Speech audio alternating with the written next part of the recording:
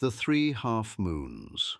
The three half-moons lie concealed in the valley at the back of Maori Leap.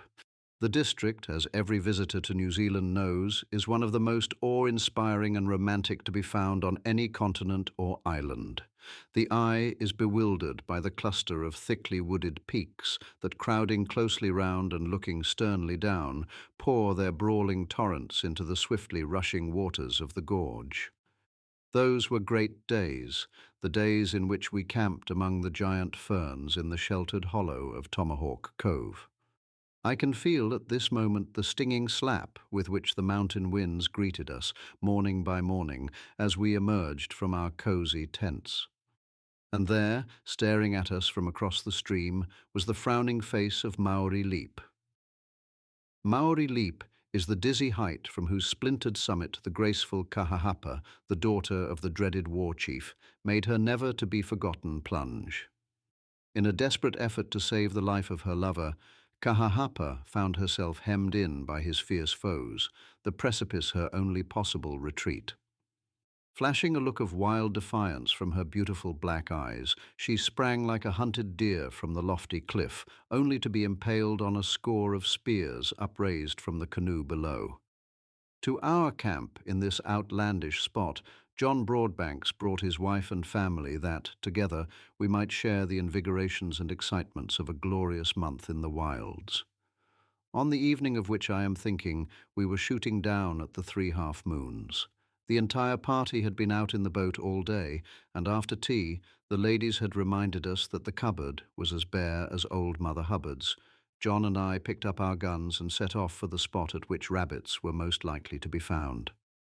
The Three Half-Moons were hidden by a belt of bush far down in the hollow.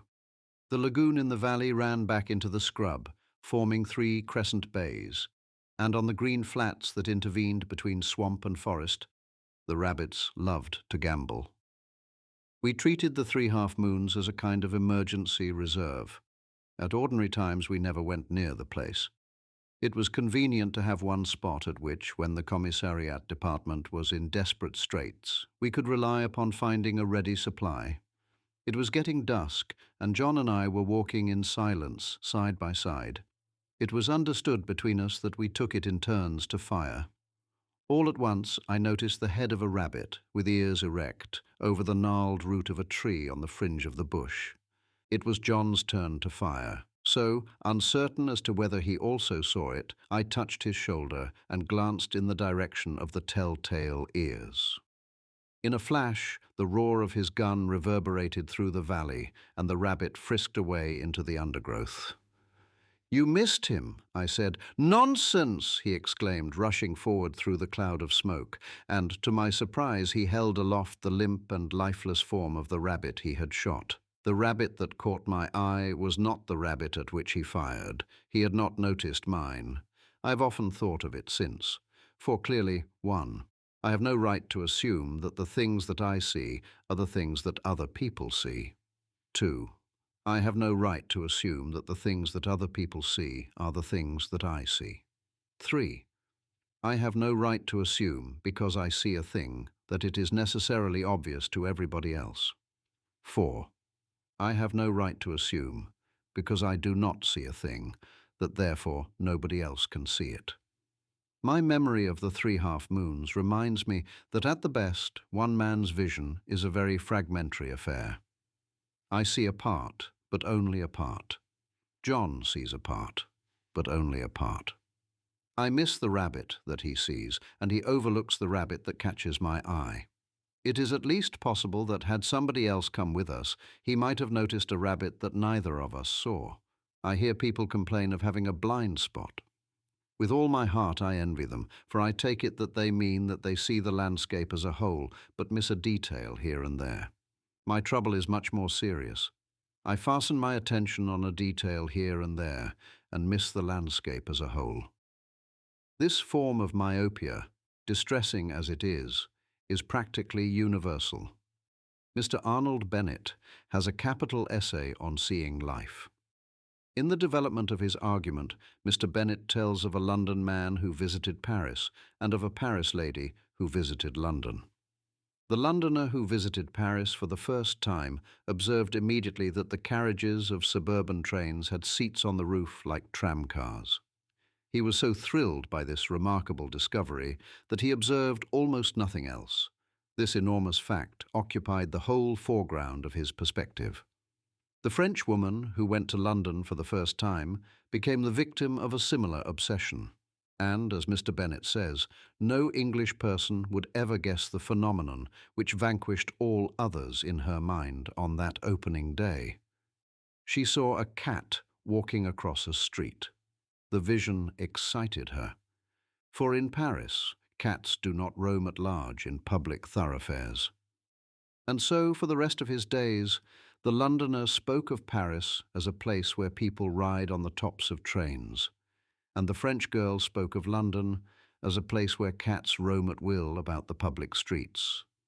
Now, this is no freak of Mr. Bennet's fancy. It appears fantastic and grotesque, but it is no more fantastic and grotesque than life itself. Mr. Bennet speaks of Paris. Many of the most illustrious visitors who ever went to Paris made the same mistake as the man whom Mr. Bennet so tellingly depicts. We are all familiar with the descriptions of Paris which adorn our books of travel. The vision of its boulevards and its buildings, its social gaiety and its historic grandeur flashes before our minds like a noble picture projected upon a screen. But who, on visiting Paris, sees all that? Who, on visiting any city, sees the city as the guidebooks portray it? Every man who goes to Paris sees a Paris of his own. Every man who goes to London sees a London of his own. His imagination is captivated by some little thing that responds to some little taste within him. Here, for example, are a couple of naturalists in Paris. The one is John James Audubon, the American. The other is Frank Buckland, the inspector of British fisheries. Ask Audubon what he saw in Paris, and he says not a word about its historic architecture, its noble statuary, or its graceful boulevards. The stock pigeon, he says, roosts in the trees of the garden of the Tuileries in great numbers. Blackbirds also do the same and are extremely noisy before dark. Some few rooks and magpies are seen there also. In the jardins or walks of the Palais Royal, common sparrows are prodigiously plentiful. The mountain finch passes in scattered numbers over Paris at this season, going northerly, and so on. Frank Buckland visited Paris, his biographer, Mr. G.C. Bompas, tells us in May 1858, and his notes differ widely from those of the ordinary tourist. They are all about rats and fish and lizards and frogs. This was Paris to him. And the pity of it is that our view of people is as fragmentary as our view of places. We look at a man, see something about him, assume that there is nothing more to be seen, and construct a conclusion instantaneously. In one of his clever books, George William Curtis tells the tale of Titbottom's spectacles. Titbottom had but to put on his spectacles, and he saw men as nobody else saw them. He saw them summarized, epitomized, summed up and classified. Thus, donning his magic spectacles, he looked straight at a bustling man of affairs, a man who cared more for $1 than for anything else on earth. And straightway, seen through Titbottom's spectacles, the man became transformed into a crumpled, battered bill of larger or smaller denomination. Now I do not know how Titbottom came by his magic glasses, and I do not care. They may have been picked out of the worthless assortment that, according to Oliver Goldsmith, Moses Primrose brought home from the fair, the gross of green spectacles for which he had exchanged the Vicar of Wakefield's horse. I do not know. I only know that wherever they came from, they will not help us. For obviously the view that they give is a wantonly distorted one.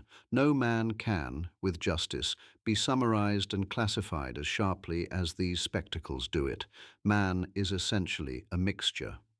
Our padre, Mr. G.A. Studdert Kennedy, makes one of his soldier heroes say, "Our padre, he says I'm a sinner, and John Bull says I'm a saint. And they're both of 'em bound to be liars, for I'm neither of them. I'm a man, and a man's a mixture, right down from his very birth.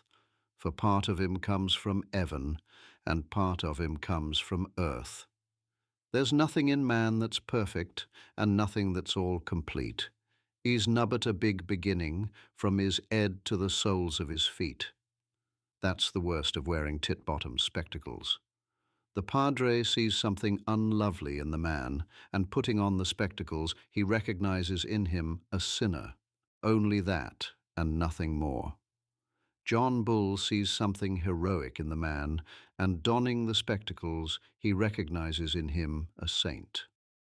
But the man himself knows that they are both wrong. Each is the victim of the fragmentary view. The trouble would not be quite so distressing if I could exercise some discrimination as to the fragment that greets my vision. Down at the 3 half-moons, the malady did not betray itself in its most acute form. John saw a rabbit. I saw a rabbit. I did not see the rabbit that he saw. He failed to notice the rabbit that caught my eye. What did it matter? The rabbit that John shot amply compensated for the rabbit that eluded his observation. But it does not always work out quite so happily. I have an ugly habit, for example, of seeing the worst and missing the best. I would give all that I possess to be able to reverse the process. And it came to pass, so says an ancient legend, that Jesus arrived one evening at the gates of a certain city. And he sent his disciples forward to prepare supper, whilst he himself, intent on doing good, walked through the streets into the marketplace. And he saw at the corner of the market many people gathered together, looking at some object on the ground. And he drew near to see what it might be. It was a dead dog, with a halter round its neck, by which he appeared to have been dragged through the mire. A viler, a more abject, a more unclean thing never met the eyes of man, and those who stood by looked on with abhorrence. "Faugh," said one, "it pollutes the air." "How long," asked another, "shall this foul beast offend our sight?" "Look at his torn hide," cried a third, "one could not even cut a shoe out of it." "No doubt," broke in a fourth, "he has been hanged for stealing." And Jesus heard them, and looking down compassionately on the dead creature, said, "Pearls cannot compare with the whiteness of his teeth." And the people were filled with amazement, and they said, "This must be Jesus of Nazareth." And they were ashamed, and bowed their heads and turned away. Perhaps, who shall say, perhaps if I cultivated the more intimate acquaintance of that divine observer, I should soon find my present defect completely reversed. I should be blind to the faults of my friends, and wonderfully quick to see their virtues. Perhaps. But why should I leave the matter in the misty realm of mere conjecture? Why should I make it depend upon a perhaps? Let us turn from imagination to mathematics. Let us suppose that I have 100 friends, and let us suppose, to state the case as moderately as it can possibly be stated, that each of my 100 friends has 99 bad points and one good one. If I could learn to focus my attention on the solitary virtue of each of my friends, and if I were to set myself with diligent care to emulate those lonely excellencies, I should soon possess the entire 100, and should attain to perfection in no time. If only I had the eyes to see that galaxy of graces, and if only I had the heart earnestly to covet them. If I could learn to see the pearl-like teeth of the dead dog, and to miss everything beside, I should shed no more tears over my fragmentary vision. And a very skillful observer assures me that such a transformation is not impossible. John Burroughs, one of our most delightful naturalists, says that I may drill myself to see exactly what I wish to see, and that after all is the secret of all clear seeing. In his Locusts and Wild Honey, Mr. Burroughs says that the secret of observation lies in the habit of decisive gazing. Not by a first casual glance, but by a steady, deliberate aim of the eye, are the rarest things discovered. You must look intently and hold your eye firmly to the spot if you are to see more than do the rank and file of mankind. It is worth trying. It was very humiliating for John Broadbanks and me to feel that while we had each of us seen a rabbit, we had each of us missed one.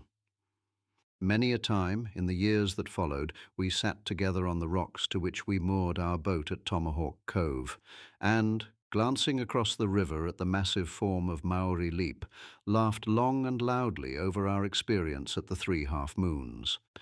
The same defective and fragmentary vision may, however, betray me into blunders at which I shall never feel like laughing. Paul said so. We look, he says, not at the things that are seen, but at the things that are not seen, for the things that are seen are temporal, but the things that are not seen are eternal. To look at the things that are seen is a very paltry achievement. To see the things that are unseen is a triumph of the observer's skill. Since, therefore, my vision must needs be fragmentary, I can very well afford to miss the sordid as long as I gaze with open face on the sublime. But if I miss the things that are subtle and eternal, and only notice the things that are showy and temporal, there will be no laughter on my lips as I recite the story of my unpardonable stupidity. You have been listening to the F.W. Boreham podcast, produced by Divine Creative Ministries. Each episode features faithful readings from the public domain works of F.W. Boreham. We're a crowdfunded 501c3 ministry advancing the gospel through creativity and technology. If you'd like to support our work, visit divinecreative.org. Your gifts help us produce new episodes and resources like this. This is a fan and historical project. No affiliation or endorsement by any estate or publisher is claimed or implied. Thanks for listening. Please follow, rate, and share the show so others can discover these timeless essays.